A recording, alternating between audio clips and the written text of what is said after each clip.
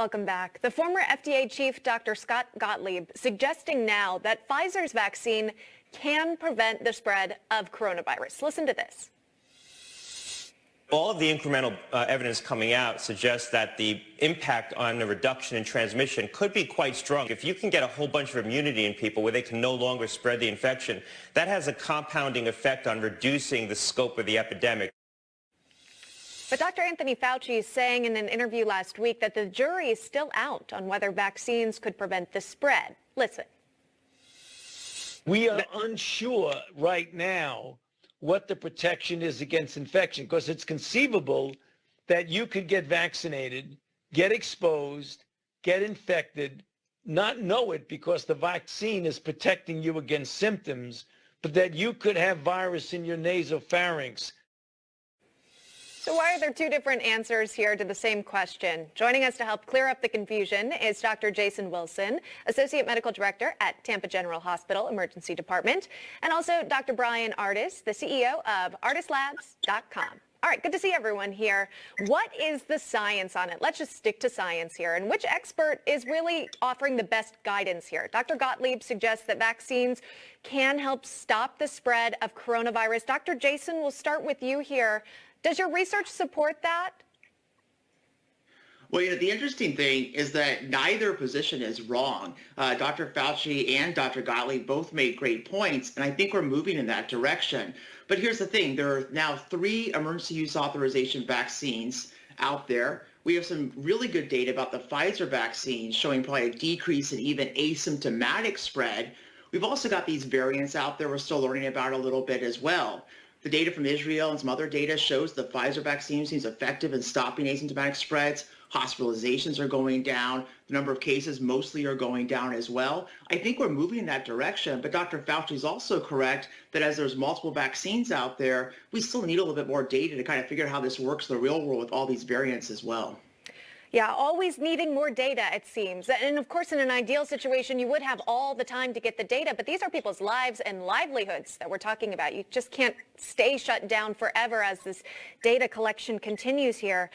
Dr. Bryan, we've heard from you're absolutely right about that. And over the past couple of months, we've really seen some improvements. We've seen, many people now, 20% of the country has at least 1 dose of vaccine. And, we are starting to see some relaxations of those guidelines, and the CDC guidelines even for vaccinated people has really changed as well. So unfortunately, I think every day we're getting a little bit closer and seeing some relaxation of those pretty strict guidelines we've been living under for a year now. Speaking of guidelines, we've heard from the CDC that for those who are fully vaccinated, again, if you're taking Pfizer and Moderna, you would need those 2 vaccines doses.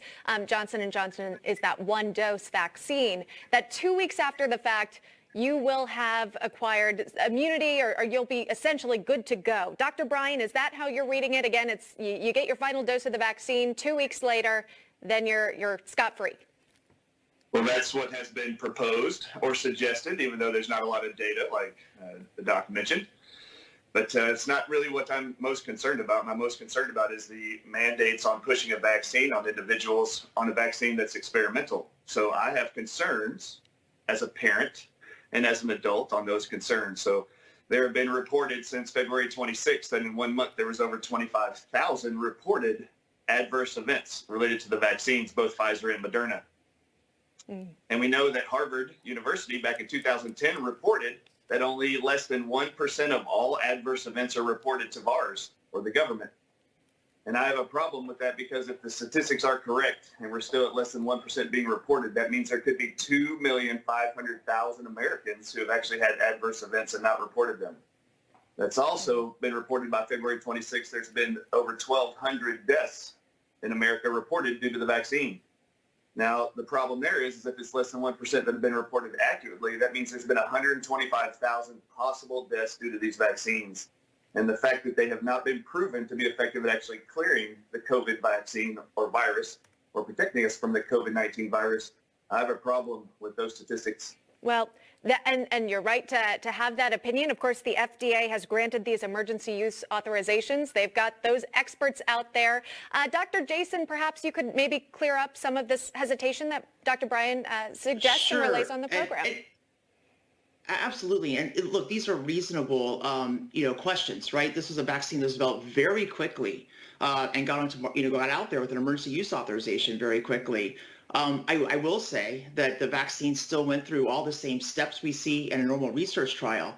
And also understanding those concerns that Dr. Bryan mentions, one of the interesting things about working in an emergency department is that sometimes clinical reality of what we see tells us if something else is going on. And I'll tell you now, 3 months into this vaccine rollout, I have not seen a lot of adverse events or serious adverse events from vaccination from any of the 3 vaccines. In addition, as people get vaccinated, we see COVID cases go down. So we're seeing some really positive results of these vaccines. And really from a clinical standpoint, seeing thousands and thousands of patients in a large hospital, we're really not seeing a lot of serious adverse events from vaccination right now. I'd like to switch gears slightly and get to this topic because I'm curious to hear both of your thoughts on it. Dr. Fauci now suggesting that maybe social distancing could be only 3 feet instead of 6 feet. Listen to this. The CDC is very well aware that data are accumulating, making it look more like 3 feet are okay under certain circumstances. I believe he was referring to the classroom, perhaps, where students are gathering.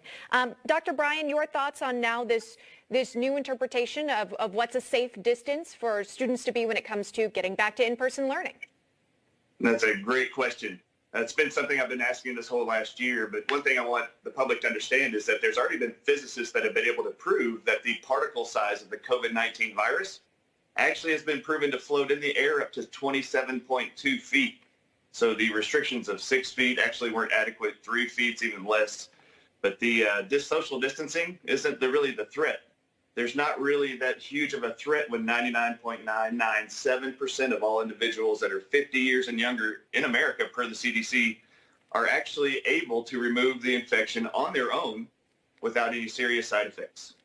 All right, we're out of time for the segment here, but I appreciate you both weighing in. Dr. Jason Wilson and Dr. Bryan Ardis, thank you so much. Take care, guys.